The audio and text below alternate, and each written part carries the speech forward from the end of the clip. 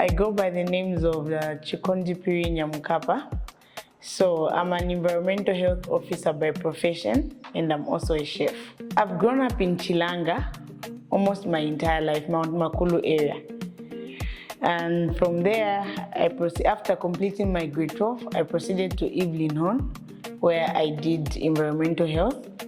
By then, I was still a technologist. And this is where the business came from. I usually used to like cooking, like from way back, the time I was still in secondary school at Katondwe Girls. I would make the best noodles and everyone was like, wow, what do you put and all that. So when I started working at Intercity, I would just make things from home. I was working as an environmental health technologist by then. Then I would take things and they're like, no, but I think you should try to start selling some of this food that you make because your food is so nice. So I thought about it, I ignored. And then with time, I started making wraps and quesadillas. I would take to my workmates and my workmates would buy. That's where the entire background of the business came in. But I was still doing it. You know, where you're just trying out something and not knowing how it would turn out. You're just trying out something just because people love what you make and people love what you cook. And you say, okay, let me just see. You may never know how far this may go. So my mom used to cook and bake, and my sister also used to cook and bake. So I developed interest and then I started learning. So how I started the business is actually very funny because I didn't actually start it alone. We started it with my husband, who's now my husband. So by then, I would take wraps to Intercity for sale and I would advertise on Facebook. And that's how I met him. He was actually a client of mine who also comes from a background of cooking. The mom is a chef by profession. She also runs a bakery where she stays. And so he also had that passion. I used to sell to him. He would buy some for himself and for his workmates. So then one day, after we got to know each other and all that, at first it was just client relationship, you deliver and all that, until one day we went out somewhere, went for lunch, and we got to talk more. And he's a management accountant by profession, so you see how these things marry. So he said, no, I've actually helped other businesses grow. I think let's turn this into a professional business. And the journey started from there. So we got married while doing the business together. When you're in business, there's no friendship or relationship because he's the management accountant and he's the managing director. And I'm the operations director. So you need to have that formal relationship when you're in business. You have to put the marriage aside for a bit and get into the real business. So sometimes it's challenging where sometimes your husband will have to tell you, no, you do this, you do that. And you're like, oh, but you're my husband. You know what I mean? It's like he's your boss and your husband at the same time. So you need to differentiate and you need to be really selective where when it's time for business, it's time for business. When it's time for marriage or relationships, it's time for that. You don't have to mix in the two.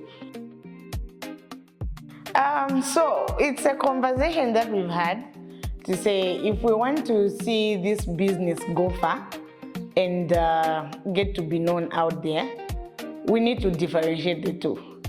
So when I'm at work, he's my boss. When I'm at home, I'm his wife. So at first it was just the two of us. We were literally just the two of us. So we just had one brazier, you know, that Cabri stand, and yeah. And I remember that day we went to the shops. We went to Pick and Pay because by then we were in Thorn Park before we came here.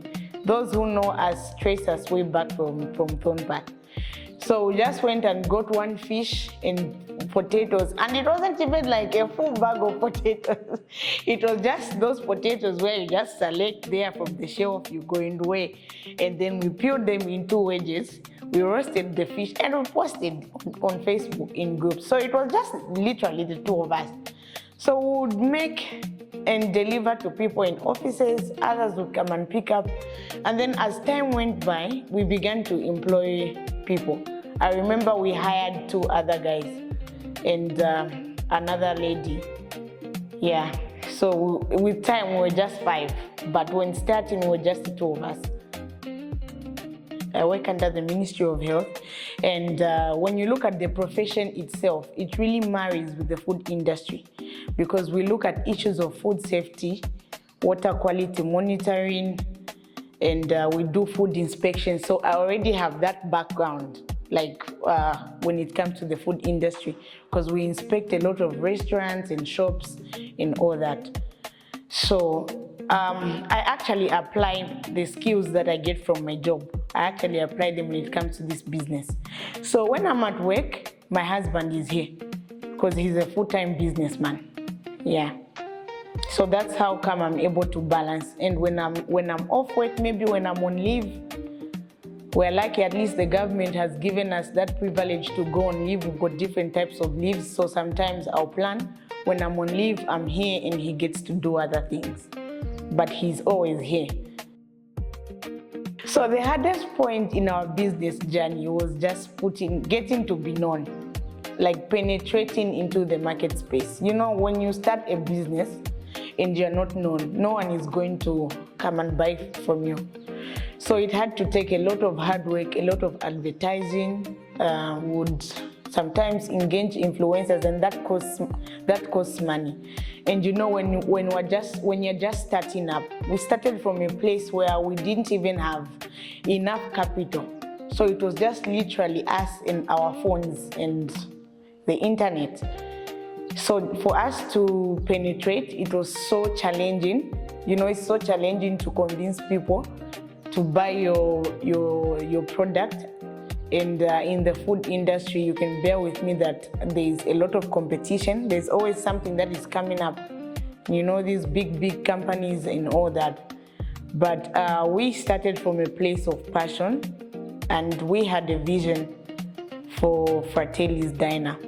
We wanted it to go global, and we just had to sacrifice and put in all the financial, physical, spiritual efforts and all that just for us to be known. We've paid Mwizukanji before to advertise. So it was that thing where they've got an amount that you pay them in order for them to get to advertise your brand or your product on their page.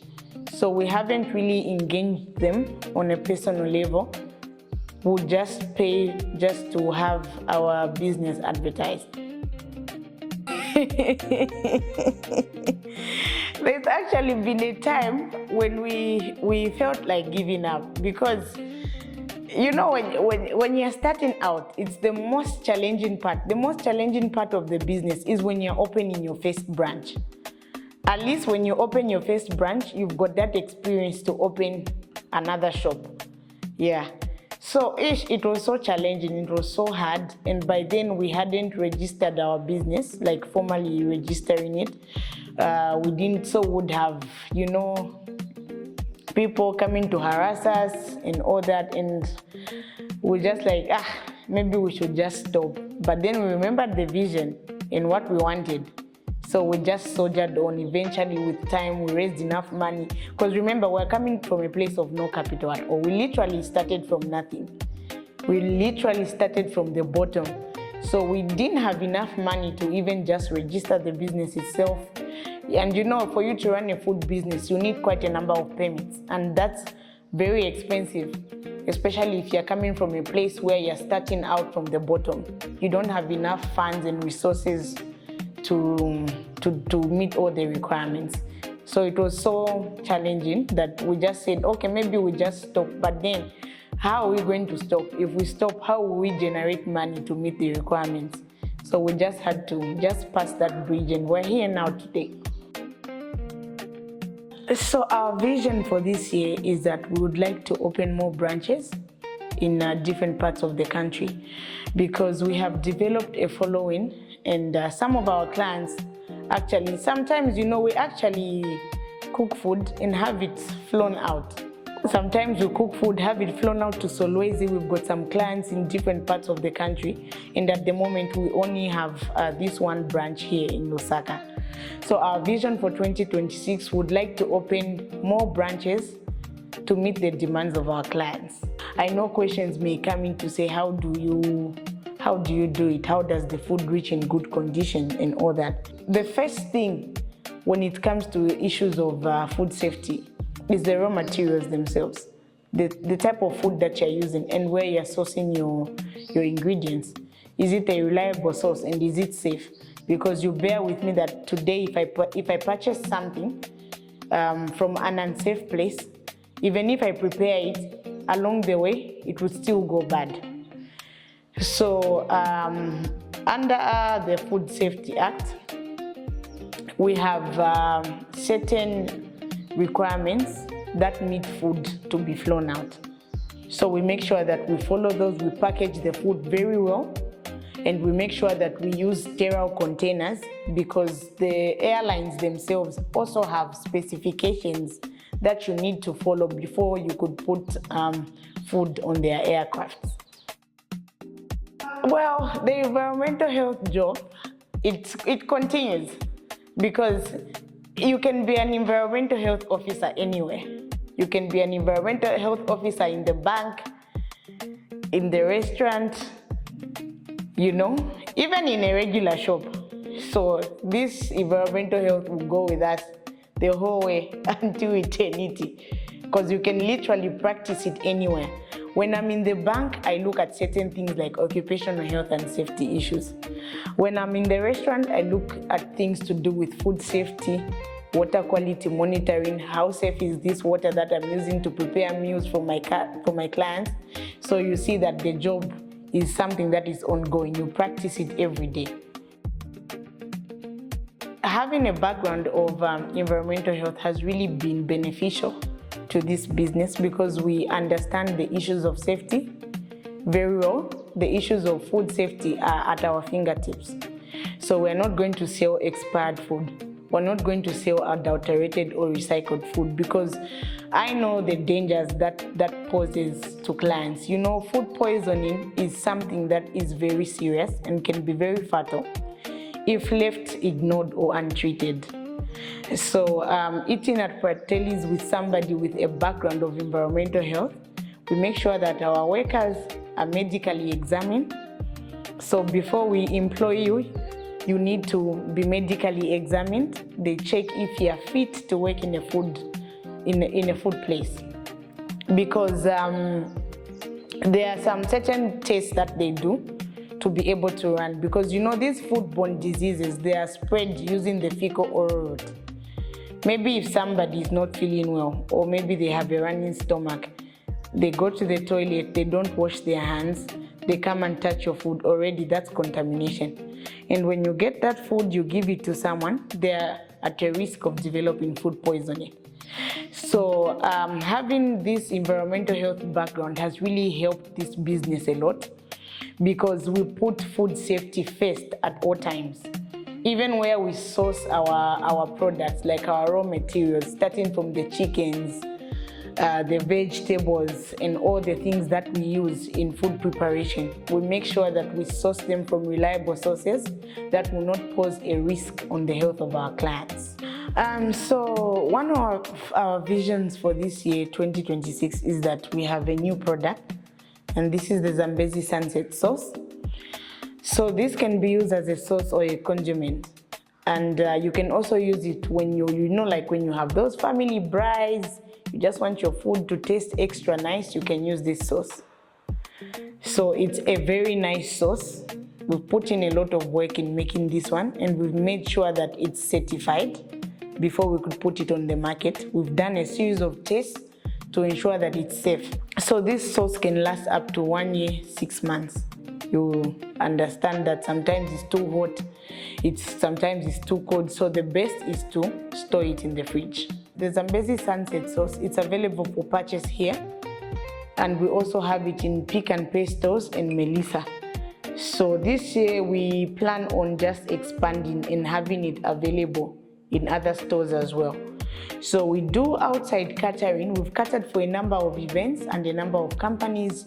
We do meetings from breakfast, tea breaks, lunch, dinner, and we also cater for families. Sometimes maybe you're having a special day at your place and you want a chef. We're available for hire. And if people want to come and dine in, we're open for dine-in. People can come here, and we also have very reliable riders who deliver our food, who are also medically examined. And we've also partnered with, we used to be on Yango, but we're no longer on Yango. But we still, however, use their delivery service. As Fratellis, at the moment, I don't think we're experiencing any threats, because as a business, we understand what is required of us. So if you meet the requirements that are given by the law and by the local authorities, and also by companies like ZRA, we pay our taxes, we renew our permits every year, we have our medicals done, we don't usually experience any threats, because for a business to run, there are certain things that you have to follow. So just to avoid problems, we make sure that we follow all that. We had a vision of selling food that tastes like home-cooked food. So we've stuck to our vision, and we make sure that our food is nice, but it also has a sense of that family warmness. And that's where the name Fratellis comes from, because it's an Italian name, meaning brothers. It's all derived from family.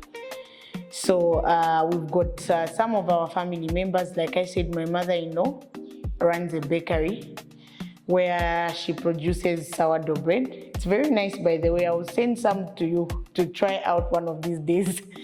Yeah. So we make sure, how we manage to keep afloat is we make sure that we stick to our vision. We want our clients to enjoy our meals. Our meals should be as fresh as possible, and they should have the home-cooked taste. At the same time, it should be nice. Our menu, I can't really say it's traditional.